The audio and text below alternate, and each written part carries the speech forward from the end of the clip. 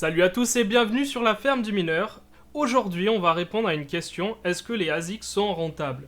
Alors pour ceux qui ne savent pas ce que c'est un ASIC c'est tout simplement une machine dédiée de A à Z pour le calcul d'un algorithme. Par exemple, vous avez des ASIC pour le Lycon, c'est-à-dire des ASIC qui vont ne miner que du script. Vous avez aussi des ASIC pour le Bitcoin, ce sont des ASIC qui vont miner que dans l'algorithme SHA-256. Vous avez des ASIC pour le Dash par exemple, et ainsi de suite.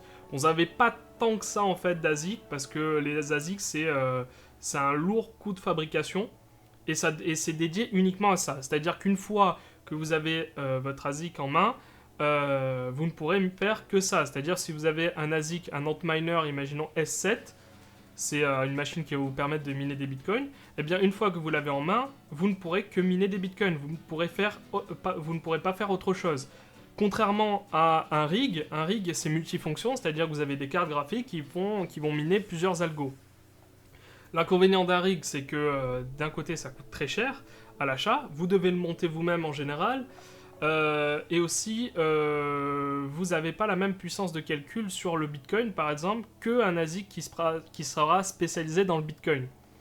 Donc avoir un ASIC pour vous sera un avantage si vous souhaitez miner du Bitcoin, du Dash ou du Litecoin tout simplement.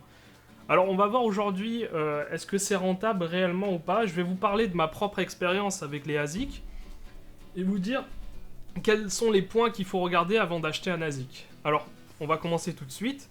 Alors là j'ai regardé, souvent on me parle de l'Antminer D3, donc vous savez c'est un Antminer qui va vous permettre de miner du Dash. Alors quand on regarde le prix de l'Antminer et quand on regarde les performances, on est en train de se dire mais waouh, ça va être super rentable. Mais il y a d'autres points qu'il faut regarder quand même. Donc on va faire un test ensemble, on va regarder ensemble, on va faire une simulation ensemble pour voir s'il est réellement rentable, et même s'il est rentable, voir les points négatifs qu'il pourrait y avoir par la suite, notamment la difficulté.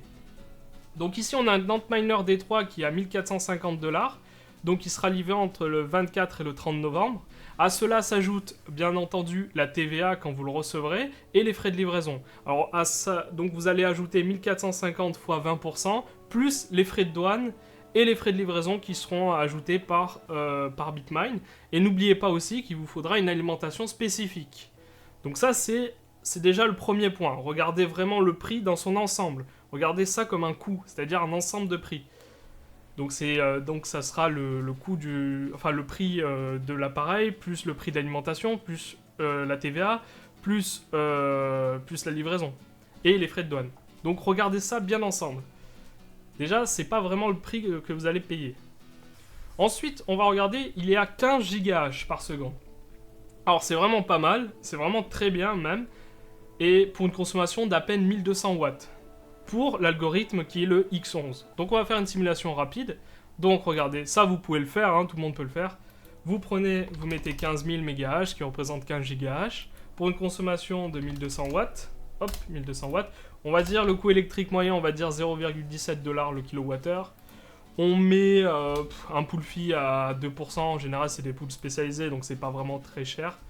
Donc on calcule, et là vous allez voir, la rentabilité est énorme, hein, tout simplement. Même quand vous déduisez l'électricité par mois, vous vous retrouvez avec une rentabilité électricité déduite et frais de pool déduite à 699,39$. Alors c'est complètement insane, vous allez dire putain mais c'est énorme ça c'est une rentabilité de ouf.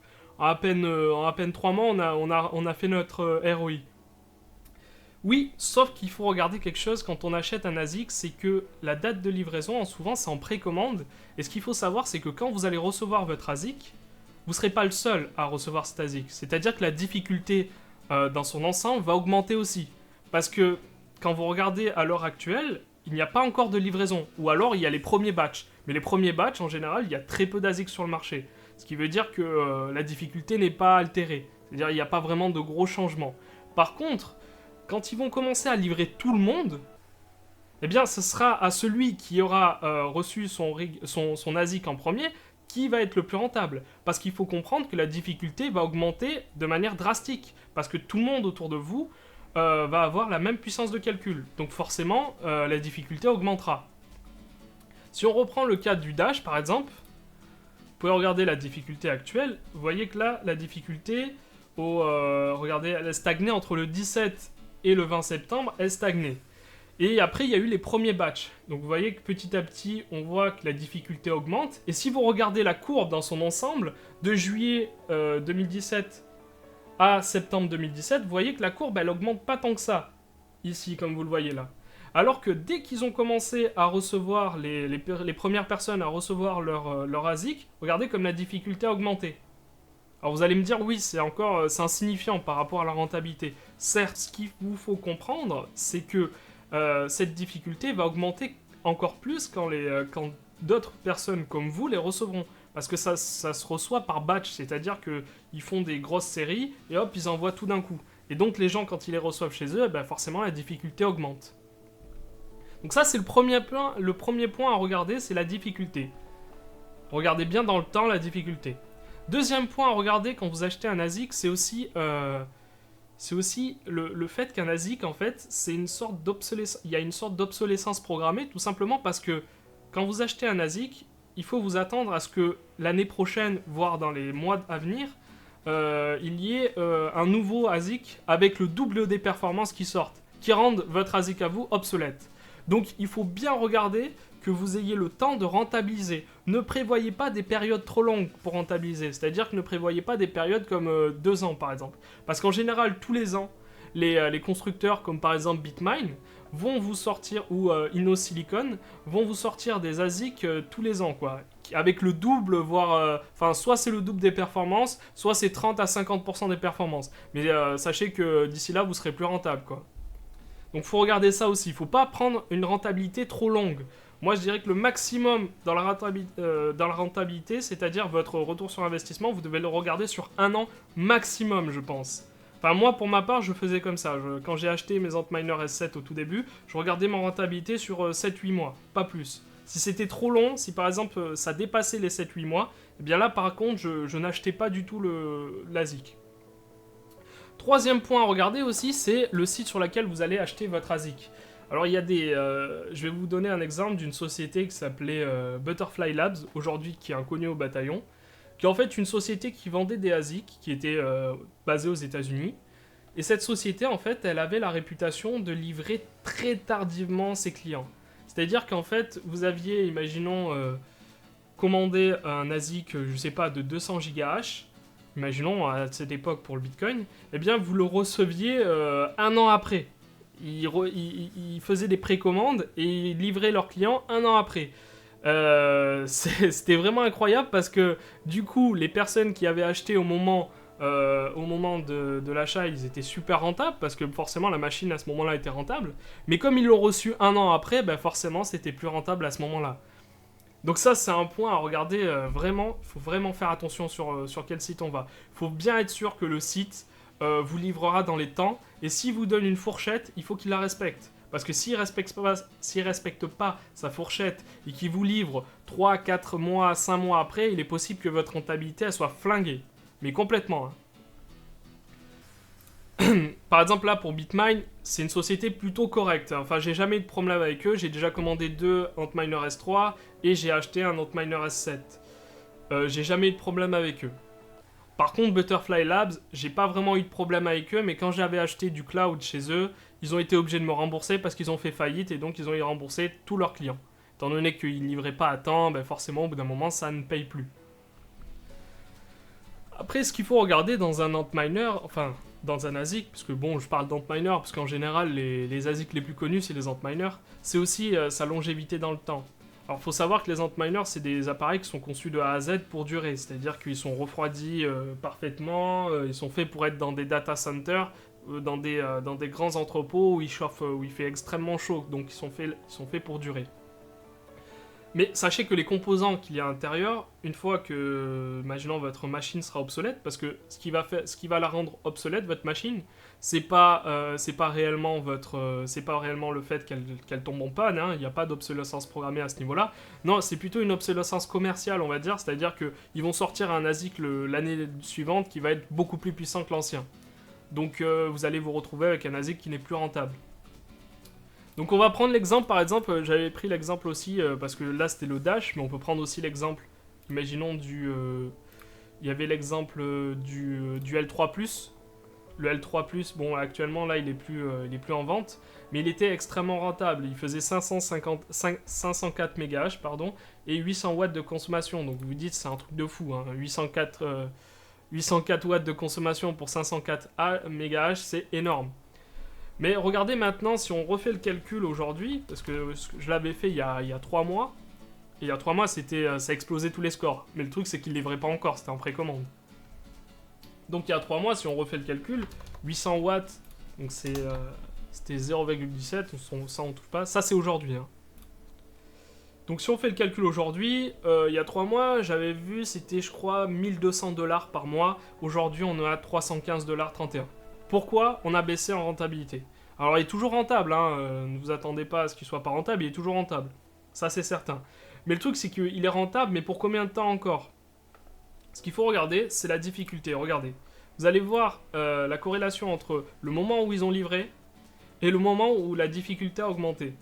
Comme vous pouvez le voir, ils ont commencé à livrer, c'était un début, fin août. Ils commençaient à livrer fin août. Regardez comme la difficulté augmente. Mais de manière stratosphérique, on dirait. Parce que regardez, ça fait un vrai escalier.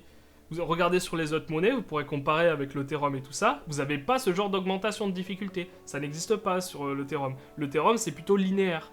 C'est plutôt linéaire, ça fait pas d'escalier comme ça. Là, ça se prouve bien que c'est au moment où les Antminers sont arrivés, regardez comme la difficulté a grimpé. Mais vraiment drastiquement. On est passé quand même au 21 août, on était à 439, et là, maintenant, on est à 964. Et il y a eu quoi? Il y a 1 mois et demi de battement, même pas. Il y a pas beaucoup de battements. Regardez, vous voyez, c'est dans un laps de temps assez court. Ça, c'est le temps durant lequel ils ont livré tous leurs Antminers. Le truc, c'est que maintenant, ils en vendent encore. Enfin, ils vont en vendre encore. Du coup, la difficulté, elle va encore augmenter. C'est ça qu'il faut regarder. Après, quels sont les avantages d'un Antminer? Parce que là, je donnais les points pour acheter un Antminer, donc j'ai donné aussi des points négatifs. Mais ce qu'il faut regarder vraiment quand vous achetez un Antminer, c'est le prix déjà. Mais surtout, il faut regarder qu'un Antminer, enfin un ASIC pour vous, ça sera beaucoup plus simple d'utilisation. C'est-à-dire qu'un Antminer, c'est super simple à utiliser, étant donné qu'il y a déjà un microcontrôleur dessus, avec un contrôleur web. C'est-à-dire que tout ce que vous avez à faire, vous, c'est brancher Internet, le configurer via une page web, c'est super simple à faire. Vous mettez votre adresse de pool, vous mettez vos identifiants, votre mot de passe, et hop, vous commencez à miner, et c'est parti. Il n'y a rien d'autre à faire, c'est super simple. Ça, c'est le gros avantage quand on est un néophyte dans les cryptos, et qu'on veut miner, c'est justement la simplicité d'utilisation d'un ASIC. Il n'y a pas plus simple. Donc un autre point à regarder, c'est la garantie. Effectivement, la garantie sur ces produits est assez limitée. Alors que vous avez en Europe une garantie légale de 2 ans, sur ces produits, étant donné qu'ils proviennent d'importation, ben c'est la garantie du pays, enfin le constructeur dans le pays qui vous le vend, qui va courir. C'est cette garantie-là qui va courir. Donc la garantie, elle est de 180 jours. C'est peu. 180 jours, c'est vraiment peu. Comparé à la garantie légale européenne de 2 ans, là vous avez une garantie de 180 jours. Donc il faut faire très attention aussi à regarder bien ça. C'est-à-dire que si votre machine elle tombe en panne au 181e jour, eh bien vous ne pourrez rien faire. C'est-à-dire que vous n'avez pas de garantie. Alors que si jamais par exemple vous achetez une carte graphique, eh bien, cette garantie elle est valable pendant 2 ans minimum. C'est la garantie européenne parce que c'est des vendeurs européens qui vous les vendent.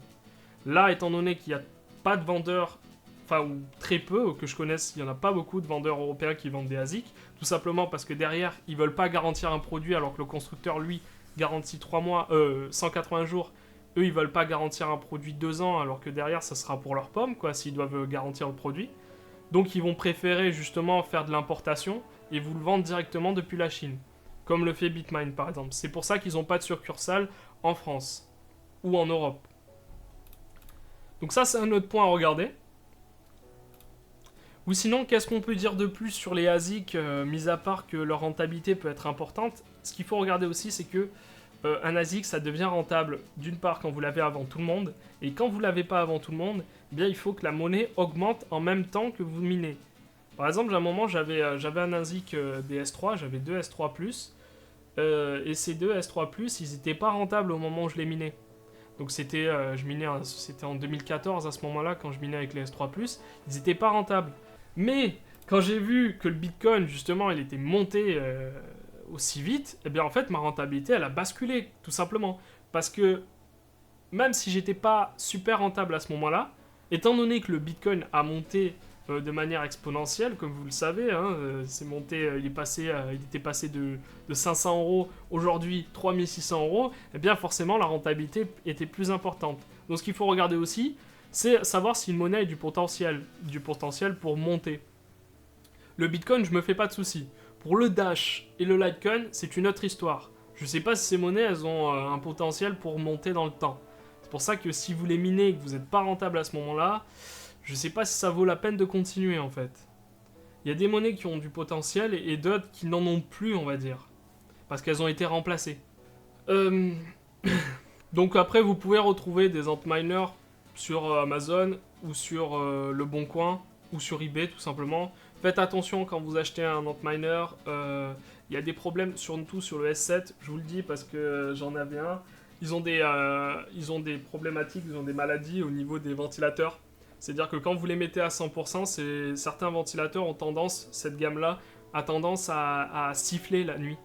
C'est-à-dire que, enfin, siffler tout simplement, pas la nuit forcément, mais ils ont tendance à siffler, c'est-à-dire à faire un bruit très aigu que vous entendrez très loin. Donc faites attention à ça. Et dernier point, si je peux rajouter quelque chose, c'est que les Antminers, ça fait énormément de bruit. Ne vous attendez pas à avoir un Antminer et que ça soit extrêmement silencieux. Ne vous attendez pas à mettre un Antminer dans votre salon, car ça sera invivable. Vous ne pourrez pas vivre dans le salon avec un Antminer en même temps. Tout simplement parce que ça fait beaucoup de bruit et ça dégage énormément de chaleur. Voilà, c'est tout ce que je pouvais dire aujourd'hui. Donc j'espère que je vous ai aidé, que je vous ai renseigné comme vous le souhaitiez. Et on se retrouvera pour de prochaines vidéos. Et d'ici là, portez-vous bien et minez bien. À bientôt!